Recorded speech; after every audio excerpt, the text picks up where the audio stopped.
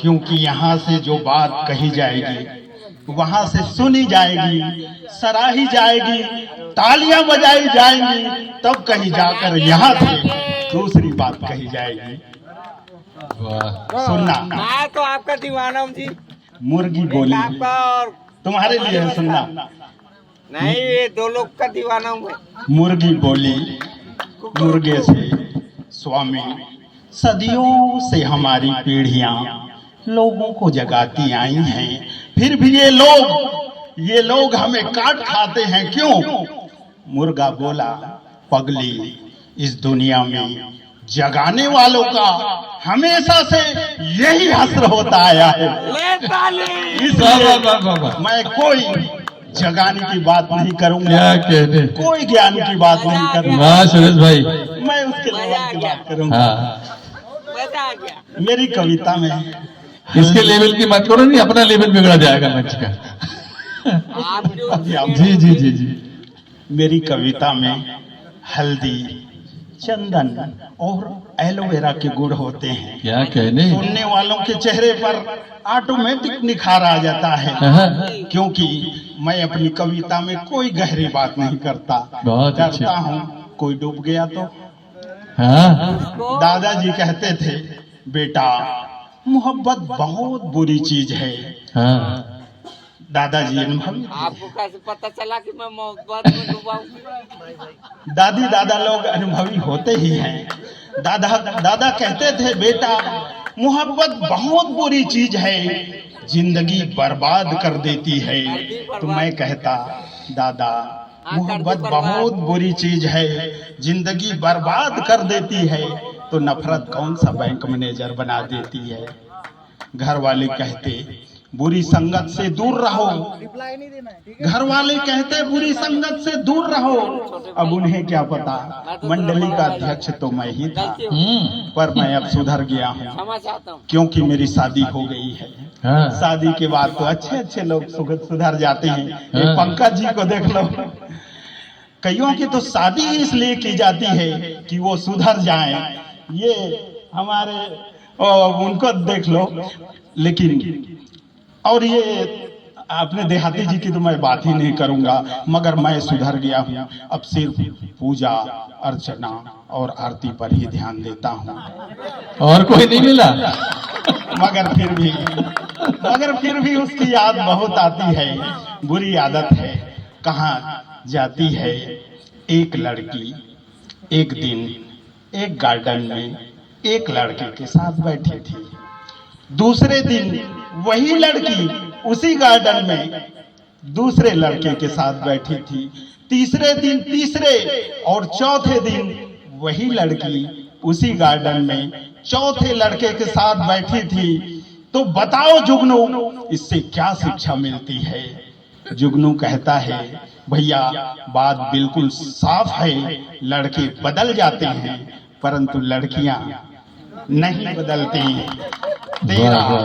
तेरा उससे आंख मिलाना पागलपन है।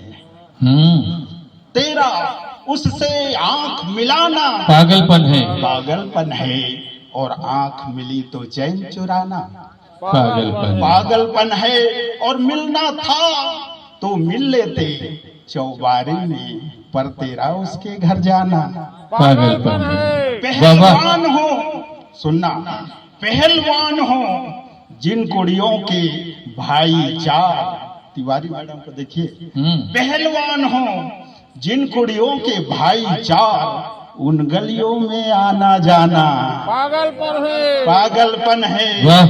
और सुनना, प्रतीक में बात कही गई है, तुम्हारे लिए है। स्वागत है। कि खाने को रसगुल्ले हों जब टेबल में, खाने को रसगुल्ले हों जब टेबल में, तब खारे को जी ललचाना पागलपन है। और अंतिम कवि का संदेश सुनना, कि जिस माँ ने सर्वस्व निछावर हम पर की, जिस माँ ने सर्वस्व निछावर हम पर की, आंख में उसके आंसू लाना पागलपन है। तेरा उससे आंख मिलाना पागलपन है।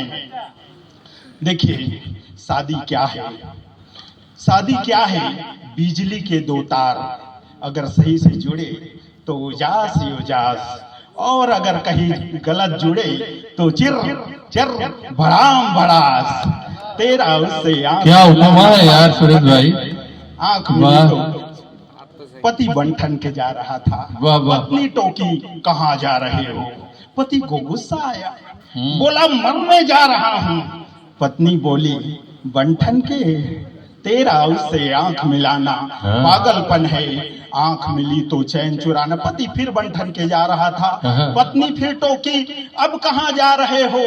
पति को फिर गुस्सा आया, बोला मरने जा रहा हूँ। पत्नी बोली हर बार यही कहते हो, इस बार भूल मत जाना। हर बार यही कहते हो, इस बार भूल मत जाना। आते वक्त मुनिया के लिए दूध और दवाई जरूर ले आना। क्या बात है। तेरा उससे आंख मिलाना पागल। कई बार अच्छा है। कई बार पत्नियां भी गुस्सा जाती हैं। गुस्साई पत्नी पति से बोली हर बार दरिया में छलांग लगाने की कहते हो, एक बार भी लगाई। पति बोला ताने मत दे, चैलेंज मत कर, वरना करके दिखा दूंगा। अभी तैरना सीख रहा हूँ, ये देहाती जी सिखाते हैं। अभी तैरना सीख रहा हूँ, जिस दिन सीख गया छलांग भी लगा दूंगा। तेरा उससे आंख मिलाना पागलपन है, आंख मिली तो चैन चुराना। पति दफ्तर से आया, दरवाजा खटखटाया। पत्नी दरवाजा खोली और प्यार से बोली कैसे हो मेरी जान, तुम में बसते हैं मेरे प्राण। पति कुछ नहीं बोला, बैग से निकाल के डायरी खोला। पत्नी झल्लाई, जोर से चिल्लाई, मैं तुम्हें जान बोल रही हूँ और तुम डायरी देख रहे हो।